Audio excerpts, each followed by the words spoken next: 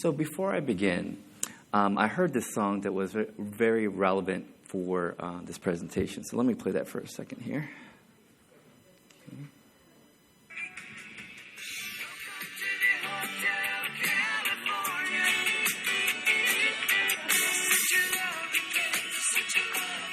Okay.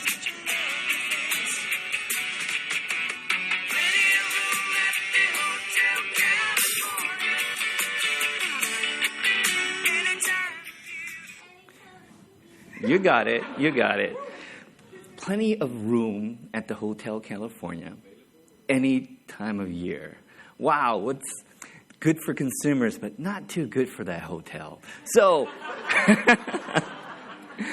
I went and looked at their digital media and went under the hood. So let's take a look.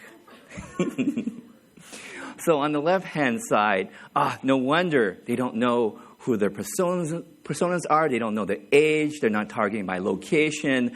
Oh, wait, they do know one thing. They advertised on Hotel California, broad match. No other targeting there. So on the right-hand side is a typical digitally savvy hotelier that is targeting the right age group, the right location, the right keywords, and definitely having the proper audience targeting and segmentation. So they're seeing a 10x to 30x. Great stuff. Let's take a look at their side. Okay, so we're looking at, in terms of demographic data, website behavior, purchasing behavior, and customer intent. This additional customer data leads to better targeting options. And it also leads to more relevant ads. Now, with that data, you can target customers you already know. You can also use that list to exclude certain segments for certain campaigns, as well as use that data to target new users similar to your customers, like lookalike audiences. Actually, pretty good picture. They do look alike. Okay, in terms of your customer data, one aspect is encouraging repeat purchases, mainly to protect them from your competitors. So, for example, when you're doing brand searches, and also gain back brand share from the OTAs. Another way to use your customer data is to target, like I mentioned earlier, lookalike audiences in terms of prospecting. And some of the sources of that data are email lists, which also can be further segmented, a list of your loyalty members, past purchasers, frequent repeat customers, and other areas. Imagine if you used your loyalty list to do remarketing and making sure anytime that high-value person does a search, your ad comes up first versus your competition. In terms of the data, we can glean other insights such as gender, age groups, other things such as household income, and other data points to do our bid modifications in terms of higher bids for our high-value customers. Another aspect to it in terms of personalization is really looking at your website content. So content about your rooms, specials. But if group bookings is big for you, you should have a robust section around that. If you had a page that mixes everything together, we have no levers for remarketing there. I think Asta mentioned earlier in terms of one of the properties, kind of building more robust content around weddings and that doing well for them. So content, think omni-channel. Content for user experience, content for SEO, content for remarketing. So again, depending on your business needs, you should have robust content there that gives us an extra lever. Another option is targeting your customer location. So for hotels, we can geo-target your feeder markets. We can also go deeper in terms of your best zip codes within a feeder market. For retail and restaurants, you can geo-target or geo-fence the actual store location. In terms of the location, targeting your customers searching on mobile, but also expanding the radius, and you can actually pull customers from other hotels to go visit your restaurant or spa in terms of branding them with your hotel. You can target by device. So really, be where your customers are. Mobile, tablet, desktop, segmenting that separately. But understanding user intent. So in terms of someone looking for, like I was mentioning earlier, a nearby spa near me, so forth. Just understanding customer intent there, optimizing, targeting, and the messaging for each device. Now, understanding user intent and interest also leads to in-market campaigns or non-brand campaigns, like the vacationer. You know, a lot of consumers will actually pay a premium in terms of having convenience. So, hotel near a certain event, hotel near a certain landmark, destination travelers wanting an ocean view, or luxury travelers wanting a certain amenity. So definitely understanding the user intent helps us build out these paid marketing campaigns to be more precise. Group planning, shopping, so forth. Once you have your customer data, again, from your own list, from Google Analytics, Google AdWords, so forth, that we start to segment and map this out across the customer journey. And like I said, some of those data points in terms of purchasing history, website behavior, location, demographics, user intent, and so forth, to target current customers as well as new customers. Okay, this is an example of retargeting based on the customer journey.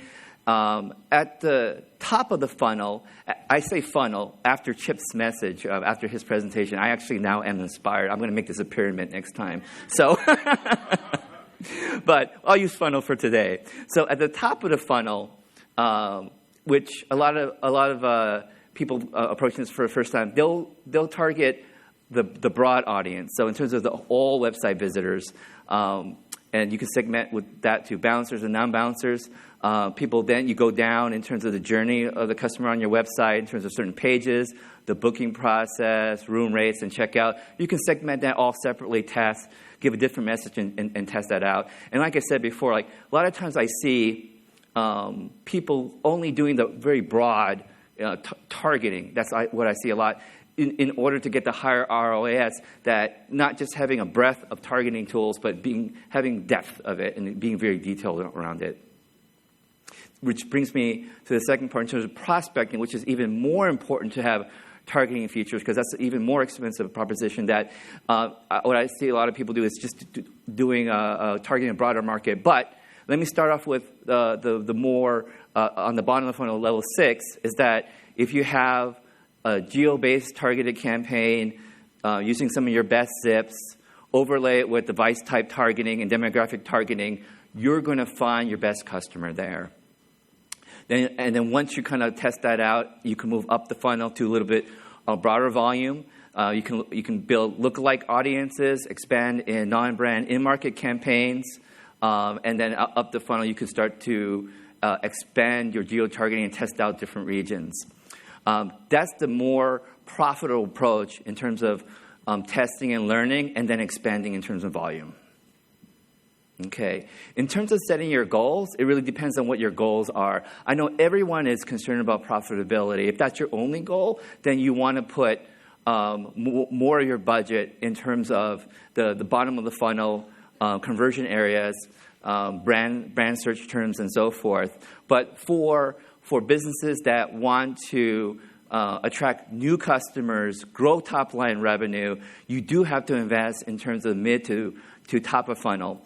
One note I wanted to say in terms of people that are not familiar with the top of funnel, that the advertising that you put in the top of funnel, especially after you learn the best targeting options so that you know you're getting the right visitors, is that the top of funnel sometimes takes longer to convert. So, but the money that you put into it, it actually feeds all channels. It doesn't just feed your current marketing channels. You know, people outside of the attribution window will book direct. It even feeds the OTAs. It feeds every single channel. So when you invest in the top of funnel, even though you see a lower ROI, it feeds your top line revenue. So if that's your goal, you should dedicate a portion of your budget on that area. In terms of mapping goals to your media mix, awareness has always been tied to display. So Google Display Network, programmatic, YouTube, also Sojourn and Adara. Definitely those are ways to invest in terms of what Google calls zero moment of truth. When they first start their discovery process, you're branding them with your property, and you have a higher chance to build loyalty with them. Otherwise, they would just go to the OTAs or whatnot directly. In other areas, in-market campaigns, non-brand search, social, definitely top to mid-funnel, and bottom of funnel, mid to bottom funnel, definitely again with branded search, meta, and remarketing.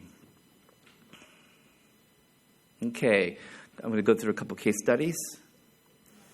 This is Le Pavillon Hotel. They applied the right audience targeting, segmentation, geo-targeting ads the right way, device-level targeting, and keyword expansion on user intent, and a really strong remarketing strategy.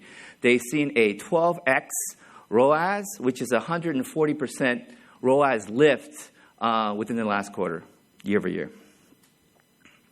Don Cesar, again, when we talk about demographic targeting, they look at gender, age, also parental status, and other factors to identify who their high-value customers are in order to develop a custom paid media strategy. Other areas that the team looked at is using social media reviews for keyword research. So that was another great area they did. And when I talked about website content, that's exactly what they did. In terms of customizing messaging and retargeting campaigns based on not just their homepage, but also their meetings and events pages, accommodation pages, special messaging and promo for retargeting in terms of their people who visited their specials and packages page. So definitely good best practice there. So we applied advanced campaign management strategies for them. Again, talking about remarketing lists, smart bidding, conversion optimizer, looking at their top converting keywords and match types. Also, they did day parting in terms of scheduling based on best times of the day. So their ROAS is 30x. Okay, a couple things in the future is that Google recently rebranded AdWords as Google Ads. So you'll be seeing that in the coming weeks, that when you see that, it just means AdWords is just a name change, but it encapsulates other things that are rolling in. So one of the exciting things is that Google Hotel Ads will soon be in Google Ads, which again, formerly is AdWords. And that's coming in the next couple months. We're working really closely with Google to get onboarded with that. And what that means is for people who do meta search is that we are now able to have all those targeting options I mentioned earlier so that we can fine-tune and optimize your hotel ads.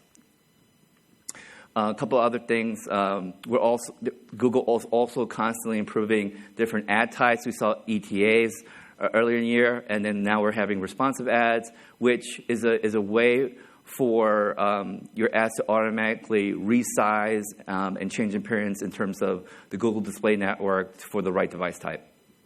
Great.